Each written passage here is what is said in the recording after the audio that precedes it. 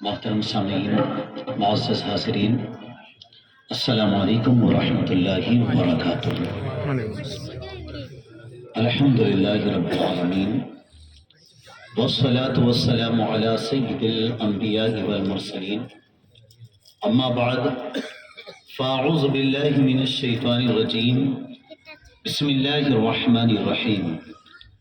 کل من علیہا فان وَيَبْقَى وَجْهُ رَبِّكَ ذُو الْجَلَالِ وَالْإِكْرَامِ۔ صدق اللہ العظیم وصدق رسولہ النبی الکریم، وَنَحْنُ عَلَى ذَلِكَ لَمِنَ الشَّاهِدِينَ وَالشَّاكِرِينَ وَالْحَمْدُ لِلَّهِ رَبِّ الْعَالَمِينَ۔ آئیے سب سے پہلے پیارے نبی کی بارگاہ میں محبت کے ساتھ درود و سلام کا نذرانہ پیش کریں۔ اللہم صلی اللہم صلی علی سیدنا و مولانا محمد مبارک وسلم صلی اللہ تعالیٰ علیہ وآلہ وسلم۔ ماشاءاللہ ہماری اس مبارک محفل میں ہمارے بہت پرانے مخلص ساتھی عالی جناب حافظ و قاری محمد علی صاحب یہاں تشریف فرما ہیں، اور ان کے کافی تعداد میں یہاں شاگرد حضرات بھی موجود ہیں، جن میں خاص کر حافظ شاویز صاحب جو ماشاءاللہ بہت پہلے سے بھی زیادہ بااخلاق اور حسن اخلاق اور حسن کردار کے مالک رہے ہیں۔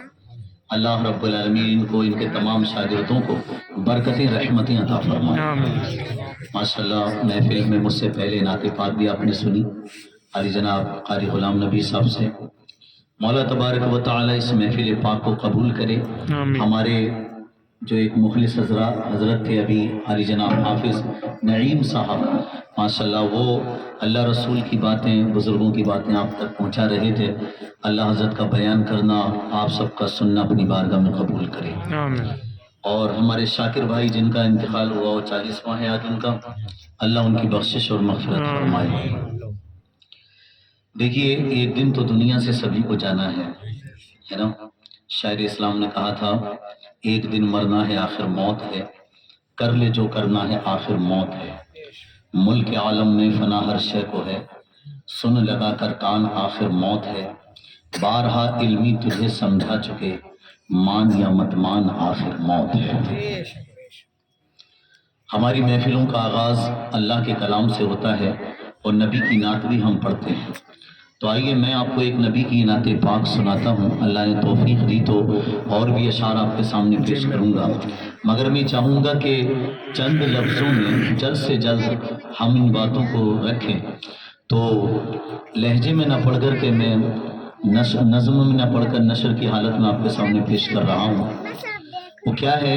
شاعر اسلام نے کہا جو ان کی یاد میں آنسو بہانے والے ہیں۔ ان کی یاد میں؟ پیارے نبی کی یاد میں، سرکار دو عالم صلی اللہ علیہ وسلم کی یاد میں جو آنسو بہانے والے ہیں، ان کے بارے میں کیا کہا شاعر اسلام نے؟ کہ جو ان کی یاد میں آنسو بہانے والے ہیں، انہیں حضور مدینہ بلانے والے ہیں۔ سمجھ میں آ رہا ہے سب کو ماشاءاللہ؟ جو ان کی یاد میں آنسو بہانے والے ہیں،